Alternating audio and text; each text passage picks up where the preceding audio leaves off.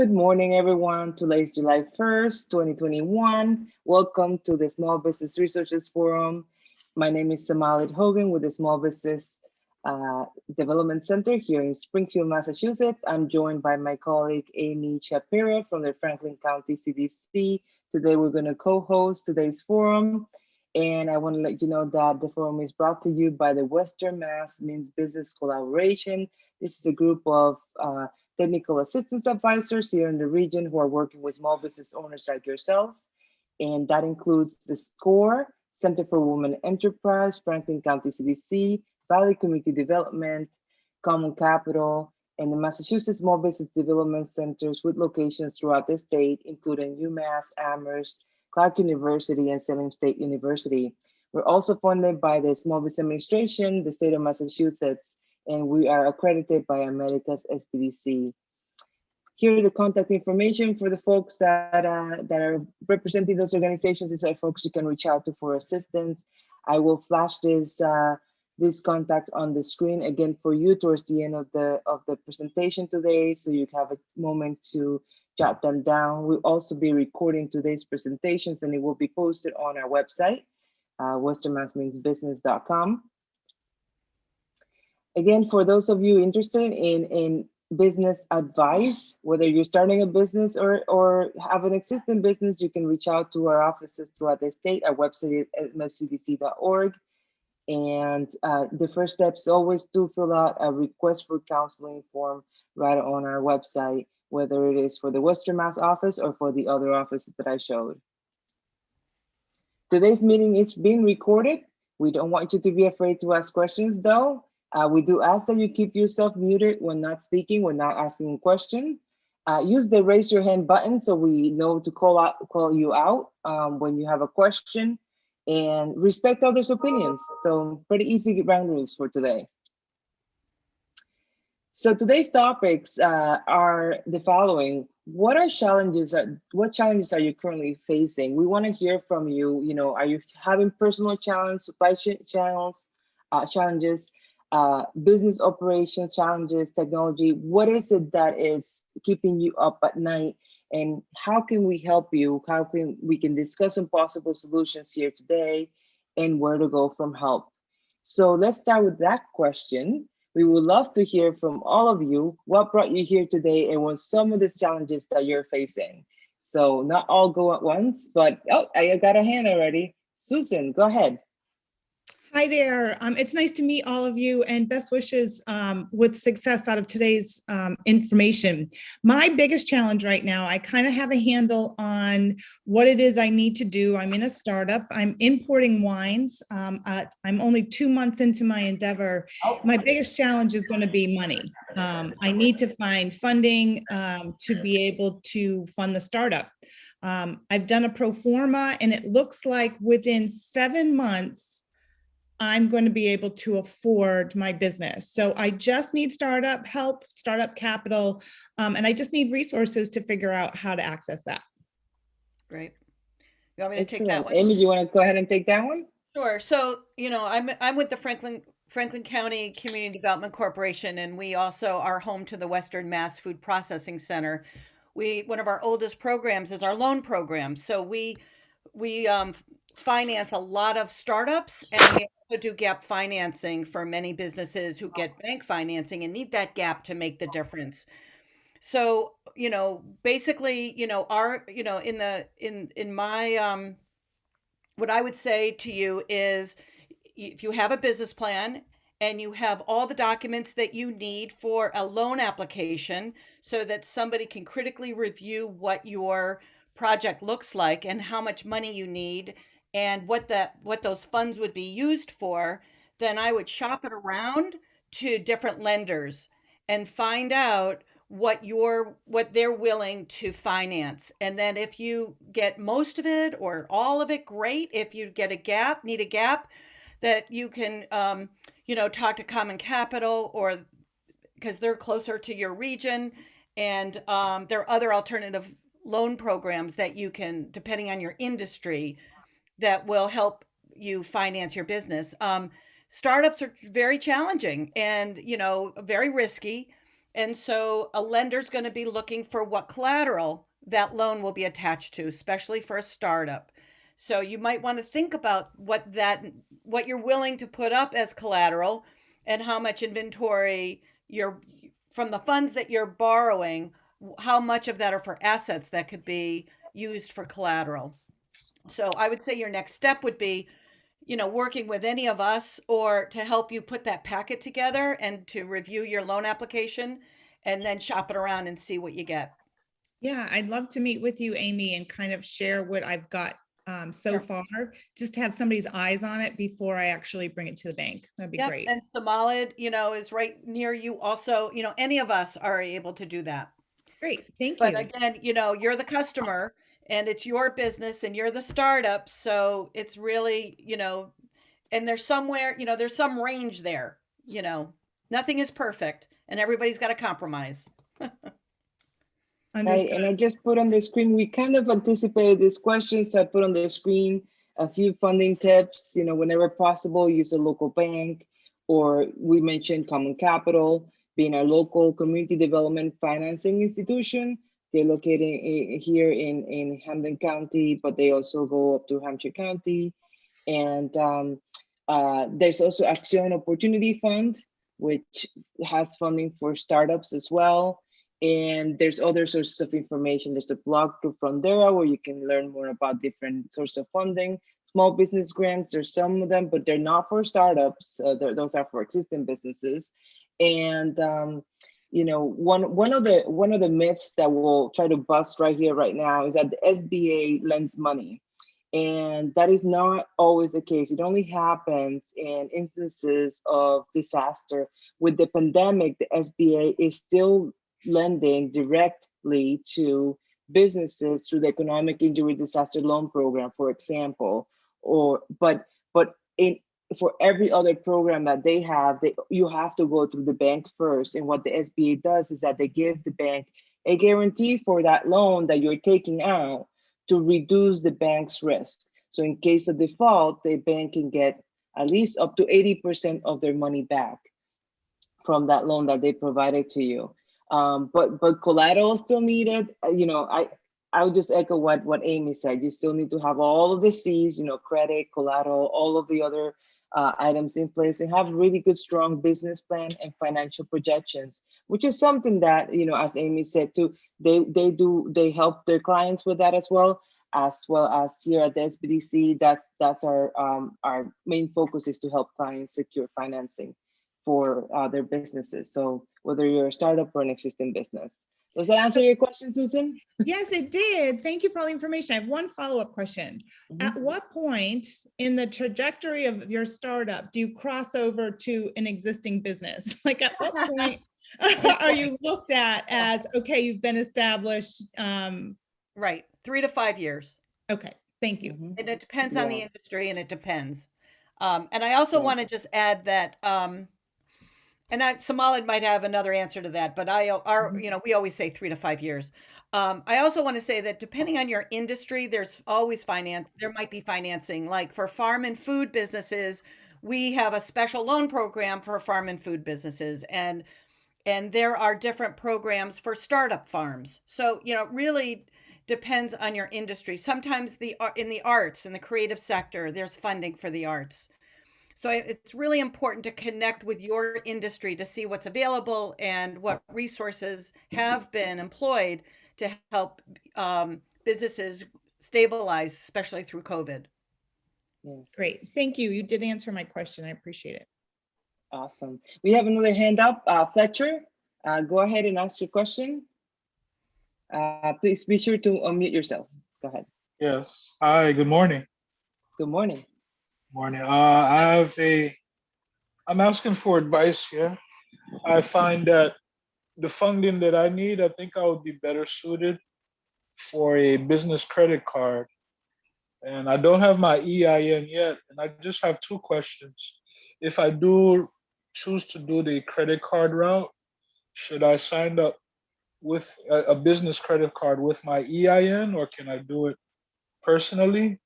And what is your advice as far as using a credit card for funding?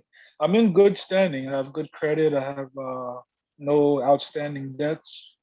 So I don't need a loan at the moment. But I think a credit card would help me, I guess, kill two birds with one stone, build up my credit and help me fund my business. And if you advise for it or against it, and if I should do it with an EIN, yeah, that's my question. Thank you. So I'll take this one. So I know you're not gonna like this answer, but it depends. It depends on what type of purchase you're making. Typically, as you know, credit cards, it's expensive. It's expensive to borrow money to use credit card because they're usually 20, 25%. They're much higher than a loan. However, for a short term, right? For a short term purchase, if you're going to be able to pay it off in the next 3 to 6 months, even less than a year, yeah, sure, it might be a good alternative just to go ahead and do that. Just kind of keep in mind, you have to make those payments every month. There's a minimum plus interest, unless you get an introductory offer. That would be ideal, right? If you get one of those 0% introductory offers for 12 months, sure. Again, if it's a short-term thing. If you need a long-term loan, like huge amount, large amount, then credit card is not what you want to do. You really want to look at other financing opportunities. In regards to your EIN, that has not a whole lot to do with the credit card itself. I think the bank will ask you, in order to open a business bank account, you do need to have at least a business certificate with your city or town, okay? Or if you register with the state as a corporation, LLC or S Corp, C Corp, what have you, the bank will ask you for that documentation as well to open a business bank account. And the credit card will ask you for it as well. And they'll ask you for the EIN number. So you probably will have to get an EIN number. And remember, you get that at irs.gov. It's absolutely free. You don't pay anyone to get it for you. Awesome. Thank you. You're welcome. All right. Other questions, folks? Again, I'm going to remind you. Oh, go ahead. We have another hand up. Go ahead, Martha. Hi, thanks for having us this morning, and somehow I saw it for today. FTL Labs is an established business and we're growing. We're a private research and development firm, primarily dealing with federal contracts. And we have a really hard time finding the technical skill folks that we need is one piece, if you can add some insight on that. And the other thing is, once we develop a concept, we're at the stage now that we have things that we'd like to bring to market. And so we need to find clients, customers who can use the technology that we've developed and translate it into the marketplace. Okay. Amy, you want to take this one? Yeah, I'm just kind of thinking about what you just said. There's several components there. Getting help is really difficult for everybody in all sectors right now. So I'm wondering if through COVID and through how things have shifted, do you have more opportunities to find engineers or the kind of help you need throughout the country that can work remotely? I mean, do they have to be located here? We've struggled with that. We do like to have the people in-house, or at least enough in the area so that they occasionally can. Some of our staff does actually need to be physically in the office for some of the lab work or Right. shared projects on a physical computer. Yeah. Some work can be remote, so we can be a little bit flexible, but can't go completely remote across the country. So it is limiting. We actually hired 4 people during COVID. So Right. we just need more. It's great. And, that's a great problem We're to in a have. great place to be. Yes. Great place to be, but a tough place to be at the same time. And many businesses are feeling the same pain. They just can't keep help and they can't find them. Indeed is a resource or a local. Have you, pursued local personnel companies to have them help you find, because you're looking for specialized assistance, I would assume. It is somewhat specialized. It's a niche within the fields. Yeah. Yeah, I don't have an answer like where you could find people. I just think that it's really looking at your timetable and how you can be, within your organization, how you could be flexible and endure the time that it takes in your business model so that you can actually take bring in people as needed, because it is, you have to make the adjustment. Uh, I don't know if that's not really, it all depends. It's one of those it all depends kind of answer. Um, but, or the schools, maybe there's some outreach you can do with some of the local universities and colleges to see if there are some appropriate students just graduating that might make a good fit, or an internship that could then Yeah, it's actually we need to hire people who are mid to senior. mid to senior. Okay. Yeah, and that's the challenge, since most of the folks who apply are right out of college. They have skills, but they don't have the experience that we need to really continue growing. Yeah.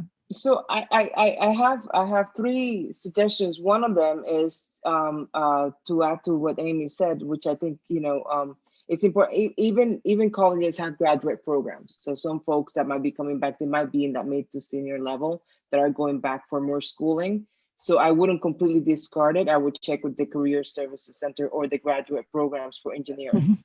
Mhm. And then also staffing agencies that specialize on the type of industry that you're in. There's many staffing agencies out there that specialize in different industries. A lot of them are using LinkedIn, for recruitment. So that would be an excellent tool to use LinkedIn to kind of get to know people, do virtual coffees. Especially now, people are more than open and happy to do virtual meetings. So it wouldn't take a whole lot of time to find out some candidates are appropriate based on what they have on LinkedIn and if they're looking for opportunities, right? And I think the monthly membership for LinkedIn Premium is like $35 or something like that. So it's very little investment to be able to reach out a very large pool of potential candidates. And I had a third suggestion, but I forgot. Let me jump in. I'm blanking out on it. What I'm seeing is that through LinkedIn and Indeed, there are so many young people in their 30s who grew up here, left, and now they're relocating back here. And I so often I am meeting these people, and they're looking for good jobs and their experience, and so I think that if you promote, there's an opportunity that if you are promoting on those sites, that it might flag somebody who really is just ready to move back here. Right. That's a good point. Excellent. And we do have another question in the chat. Wait a second. Similar. Her second question. Oh, that's a good question. Go ahead. Her second question was, okay, what do I do now that I have a product and I want to launch it into the marketplace?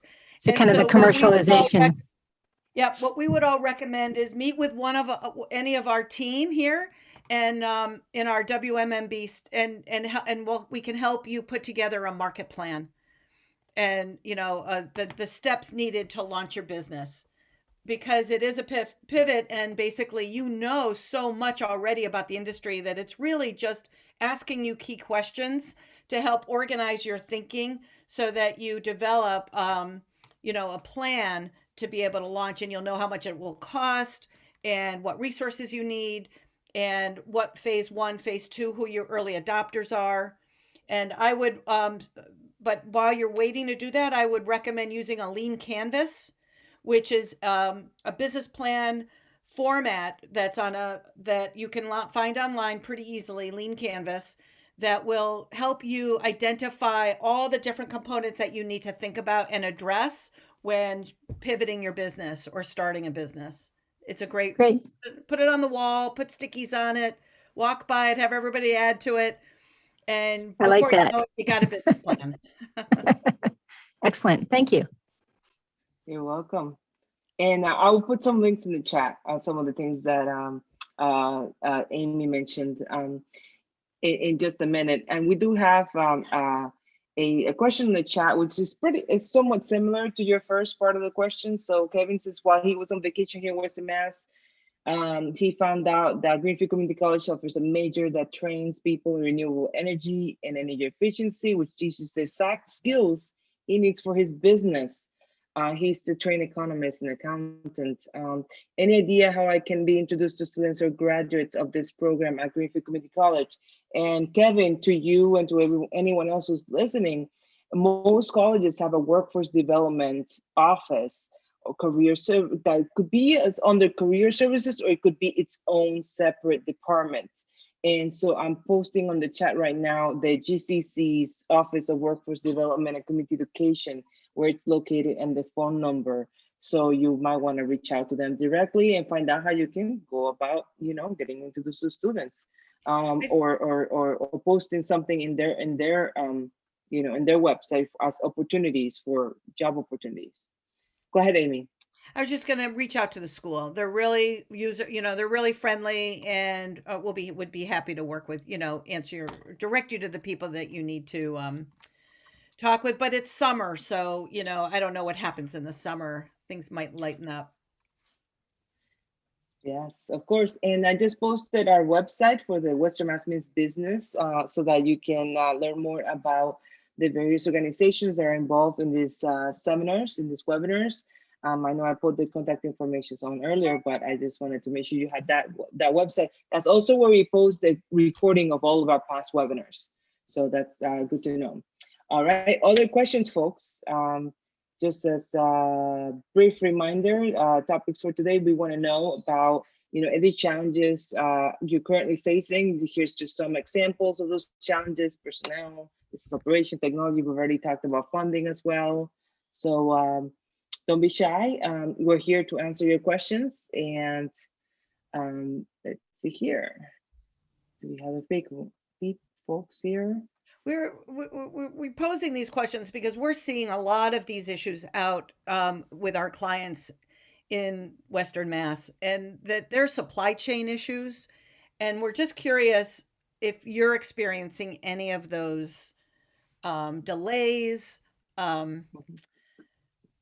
or you're getting the supplies you need from the suppliers that you have always been working with, or having a hard time finding suppliers.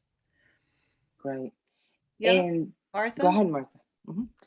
I can comment. The one place that we have some challenges, again, we work on federal contracts, and we are restricted on certain telecommunication components in particular, that we can't buy from China and overseas.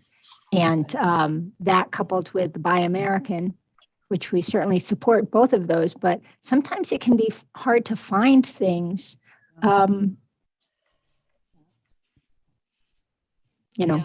There's no real local suppliers, but even finding things from national suppliers. So that's, I'm sure you've come across that from others as well, it would be very helpful that if we could get that economy growing in the US. Mm-hmm. That is a challenge. Thanks for sharing that. Absolutely. Thank you for sharing that. So I'm putting in some information here on the business model canvas that Amy mentioned. It's just a website that kind of explains what it's about, but you can find the template, and there's actually a book that's business model canvas. It actually have a book. You can find it on Amazon or your local library as well, or digitally, of course. And one other question that we get a lot, Amy, is folks are having trouble finding people that want to work. Unfortunately, and I think that's been somewhat of the theme here, finding people.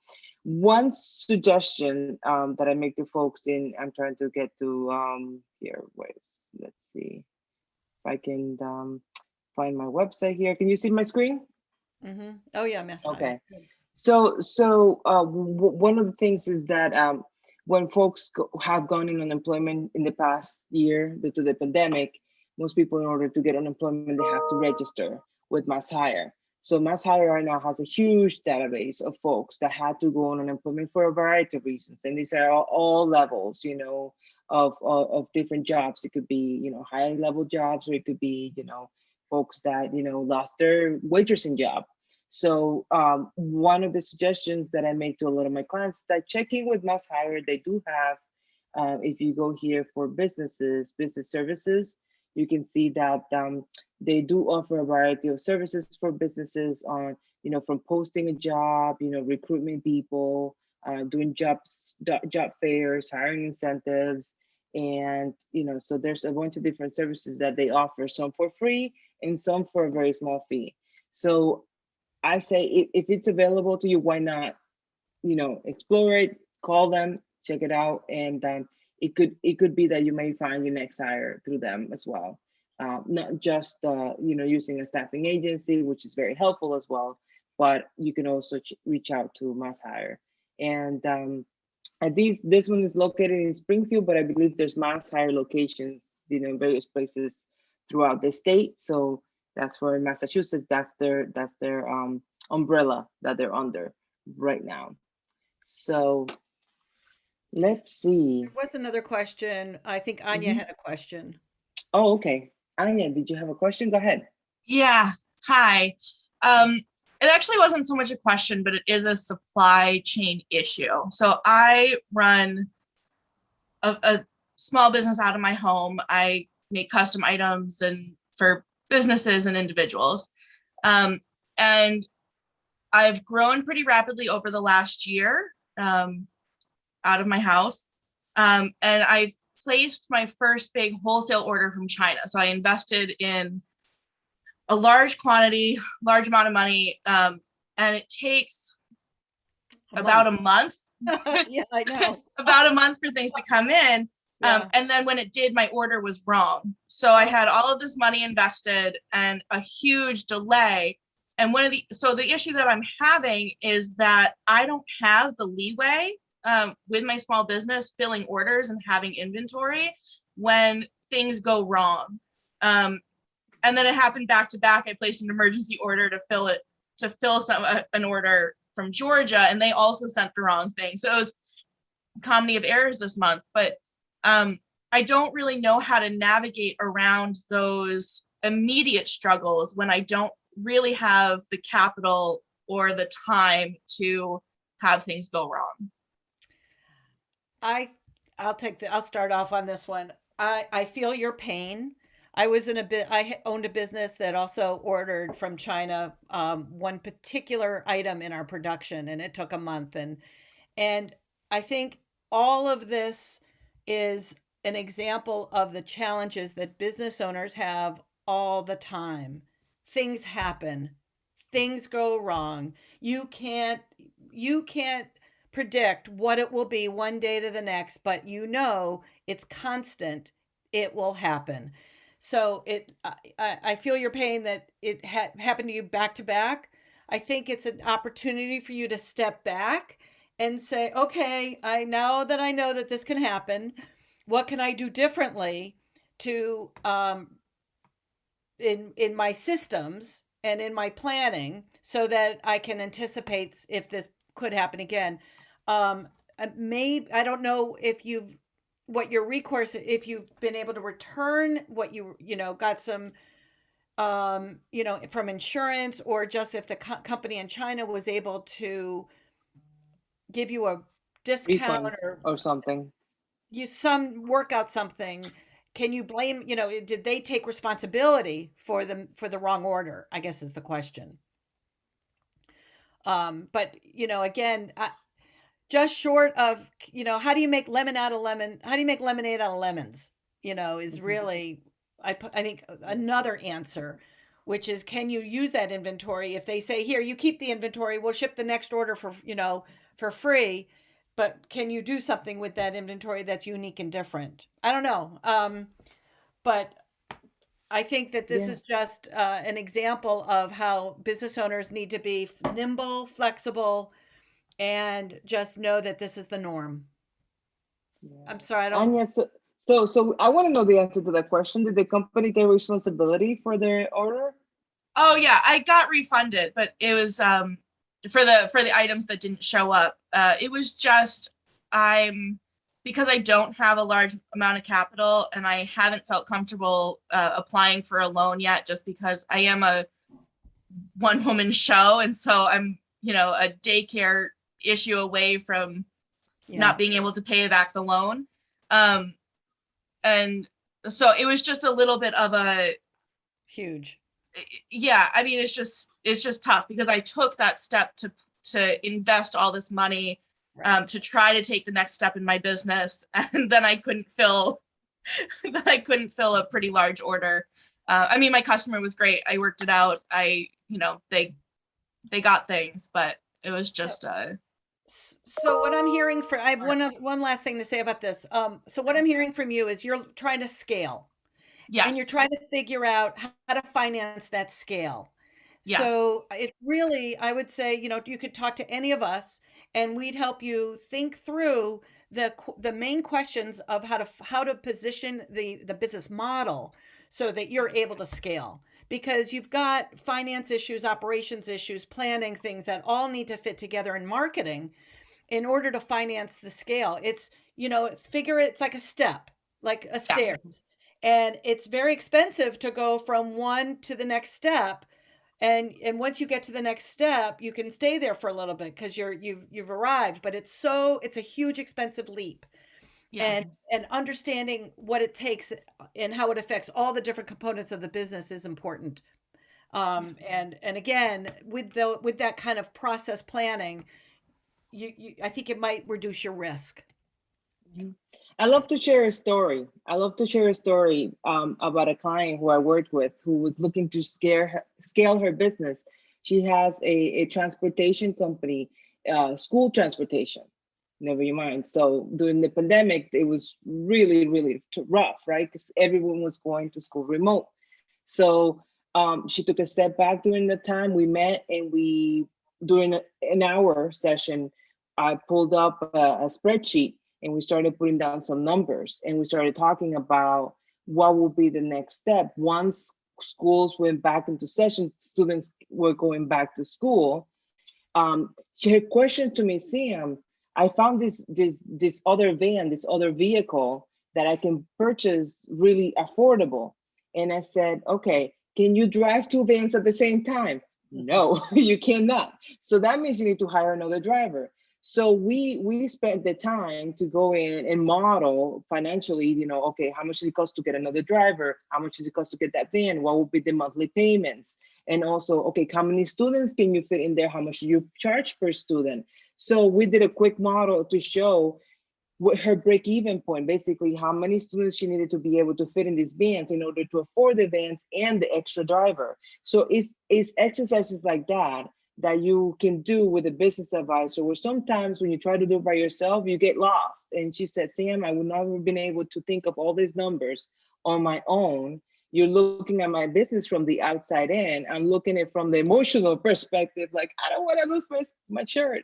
And I'm like, let's look at the numbers. So I would highly encourage you to reach out to any of the folks in this group to help you. All right. And so, and that goes without saying too, that you should always be looking at a variety of suppliers if you can. Because I know that's we don't have to even mention that, it's probably one of the things that's like, I'm sure you would have done that if there were other suppliers for the type of product, but keep looking, keep researching, try to find other potential suppliers. Sometimes, go ahead.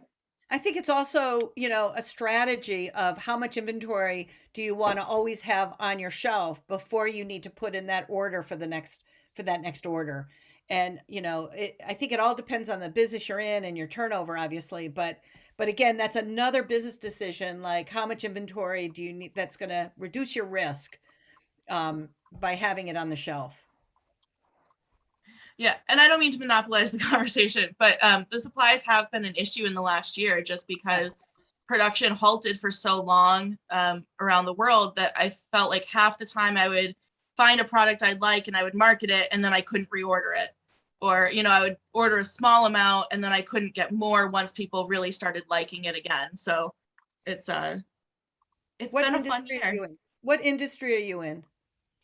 So I make like graphic shirts, tumblers, anything that you can customize, bracelets, puzzles. I And so bet you're on Etsy. Are you on Etsy? I'm not. I have a website and I've grown word of mouth and I'm working at capacity. So I haven't gone into other markets yet, but Awesome. That's yeah. great to hear. I'm curious. So I have had a lot of customers who are interested in e-commerce, and even brick and mortar businesses, have gotten into e-commerce, especially during the pandemic to try to get their products out. So I wonder, Anya, you said you're at capacity. So what does that mean? Are you getting a lot of traffic to your website, to your current website? Yeah, so I've grown word of mouth I started a Facebook group when I Okay. first started, and friends added their friends, and just through the internet, it's grown. I started a website where I post both custom options and my own artwork and designs on things. Because of the pandemic, I had a child home all year. My husband was working full time, and I have a toddler who I can't work around with 400-degree heat and and a lot of my machines with her around. So I'm up until 2 a.m. filling orders often just because I have to work when the kids go to bed. So when I say I'm working at capacity, because I'm one person working from home with the limitations of the pandemic, I haven't been marketing much because I'm not in a place to scale up right now. So I'm planning on it. I would love to have a studio outside of the home now that my kids will be in school in the fall. And I can start looking at the future of the business. And that is the goal, to be out of my house and have regular hours, and hopefully someday help. Anya, what town are you in? I'm in Belchertown. Belchertown. Oh, okay. I was gonna say, so you're right around the corner from me. I'm in Ludlow, so Oh, nice. yeah. So I was gonna say, you mentioned having a studio outside of your home, Yeah. and I want to tell you, like, it's a little bit of a drive, maybe, but not too bad. In Holyoke, for example, they had the print shop. They have a print shop in Holyoke, and for a membership fee, you have access to a lot of different machine, large plotters. They can do presses for T-shirts. They have lots of computer. They have 3D printing. So check that out. The Holyoke Print Shop. Free advertising. I have nothing to do with it, and they're not gonna give me any commissions for saying that. But but there are places like that where they have a lot of equipment and studios, and it's like kind of a co-working space for creative people. Yeah. And what I love about them is that I believe they do give you access, anytime during the day. There's no like hours of operation. So if you're a member, you can go in at, midnight and work on your stuff there too. So just a thought, there, a suggestion. We do have another question here. So Hakeem, you have your hand up. Go ahead and ask your question. Yeah, so my situation is a little different. I'm looking to actually buy a business and help the back office scale for sales and revenue. And I wanted to know what is the best strategy. I have a little bit of assets I run a small consulting firm around business district analytics. I help small business tenants and commercial mixed use real estate owners scale and measure their energy consumption and management systems.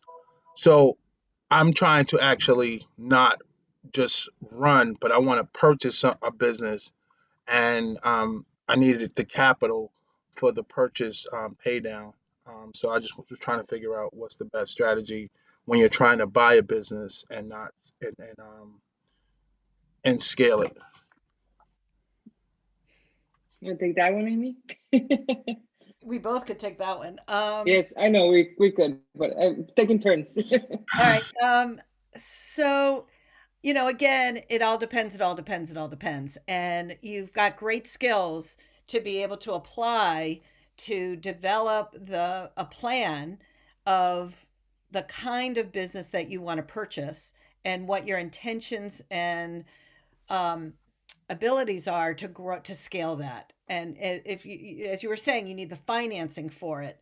So again, it would be, a lender would be somebody typically who would provide the startup money for you to purchase that business.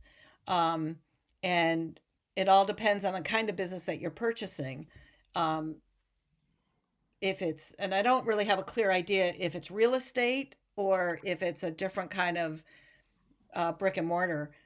Well, it's actually a mixed use property, and Yeah, it has on the first floor of the mixed use property, it has a restaurant, barbershop, and bakery. But I wanted to buy the actual mixed use property right, and manage the tenancy and right. systems, And is allowing the tenants to, operate at a lower cost, so is the property for if the, again, that's an asset that a lender would, you know, that I mean, you would go to a lender for a loan for that. Okay. Uh, Probably, it might be two different loans, one for the property and one for the business. If somebody is currently the property manager and you're buying that property management business, so it could be structured in different ways, is what I'm saying. Okay. And um, yeah, and there are different kinds of, loan packages that could be put together for that kind of a long-term asset purchase and short term. So I'm saying buying the building would be maybe a 30-year mortgage, and buying the business would be a 7-year loan. It all depends. Right. Right. Right. Yeah. Thank But you. yeah, but that's great, and there are people and who do that, and I would say network with the people who you might admire who have done this kind of scaling before, and have them give you some tips and how they financed it and how many properties they needed in order to break even, or what were their biggest pitfalls. I Hmm. have two property similar clients that I've worked with in the past who have done this, and I connected them. And it was great because they learned from each other, and then they would talk to somebody who's been doing this for 10, 20 years, and they were able to learn a lot of interesting inside information. So I would say reach out to people and learn from others who are doing this. Could you connect me with your people? I mean, I don't have a large network of individuals in that space. It's kind of, I'm in the Metro Boston area, and Oh. I don't know. I guess to say I don't have that circle. Yeah, it's different, rural versus urban, I would think. But you know, you talk. I would say talk. Do you have if you have a lender, talk to the lender, and maybe they can make some introductions for you, or an attorney, or a CPA, or All right. somebody in the local chamber of commerce. All right. That's helpful. Thank you. It's really important to build your local network, because those are the people you can be your go-to people when you're stuck, and you just Absolutely. need to be, need a little bit more information. Yes, and for those of you out there who are listening to, there's like Amy said, chambers of commerce, associations, there's young professional societies, there are different kind of groups out there that they all do networking events, and that's starting to come back now. Where you can go to networking events, pay a small fee to attend. You don't have to become a full-fledged member just yet, but you can make those connections and network with people. Be ready, to hand out your business card, get some business cards, and follow up with people. Always ask for permission, right? To give them a call, to set up a coffee meeting. And most people will say yes, absolutely. There was a question in the chat that I'm not going to ignore, but we're not going to touch on it too much today we don't have a lot of time, but I did put information on the chat about the Massachusetts Growth Capital Corporation. They have the various programs that they're deploying right now. And for businesses in Massachusetts, I put the link on the chat, and you do have to contact a small business technical assistance provider directly in order to get sponsored into one of those programs. It's a way for the state to invest in small businesses, and make sure that you're getting the help and the hand holding that you need to get done, what you need to do in terms of growing your business, whether it's working on a new website or, getting a new piece of equipment or whatever it is that you need to do to continue to grow the business. There's been a lot of emphasis on recovering from the pandemic and emphasis on losses. This is more now emphasis on what's the next step, where's the growth, what do you need to do next to continue to keep your business, not just keep your business afloat, but continue to grow. So we have time to take maybe one more question, depending on how long it is. So folks, we're here to help you. And if you have a question, go ahead and raise your hand or unmute yourself and ask your question, type in the chat. I I'm just going to put in the chat for artists or anybody in the creative economy. Um, I encourage you to go to NEFA, the New England Foundation for the Arts, to their Common Ground website and list your name. Get listed on that as a creative. And because we're developing an online arts hub to help connect creatives in Western Mass. And if you're listed on Common Ground, you will automatically hear lots about this online arts hub that will be unveiled by the end of the year. Excellent. I just wanted to put that plug in. That's great. That's great. I'm also putting in the chat. I'm not sure if we have any businesses here from actually Springfield, but there is a Common Capital is running a small business loan program specifically for businesses located in Springfield, Right. in addition to the other loans that they do. So I just put that on the chat for your awareness. So it's to the City of Springfield website, and then I'll put the Common Capital website on as well.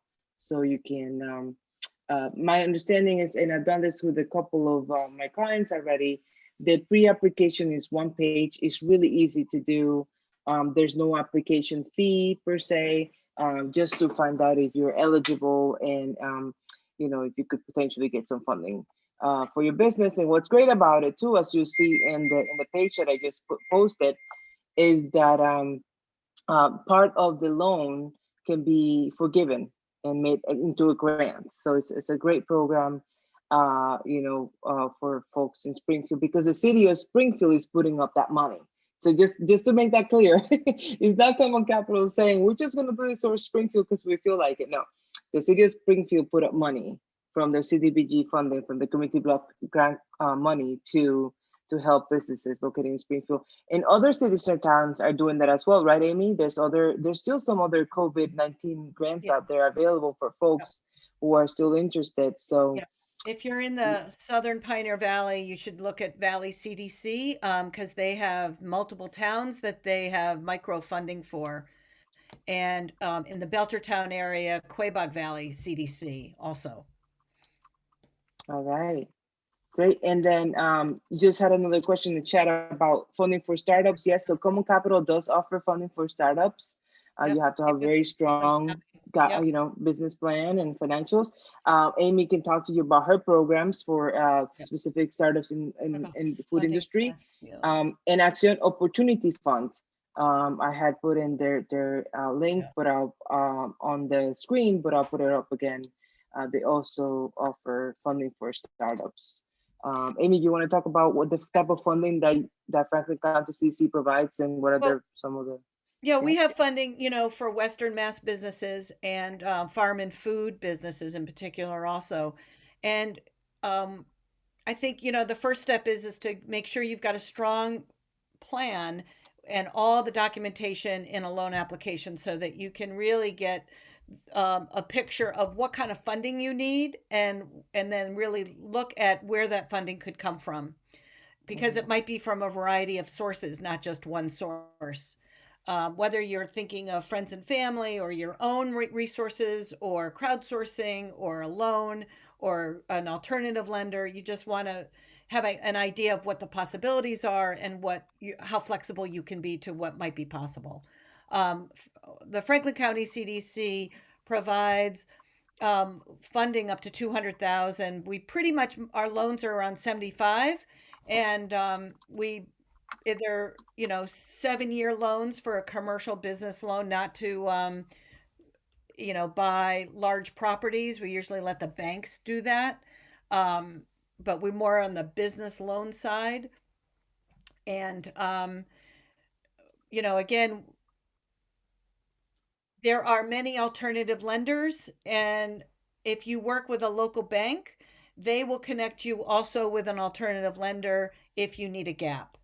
If you get turned down, you can go to an alternative lender like the CDC or Common Capital or Axion or some of these others. There's also, yeah, so here's some of the contact information.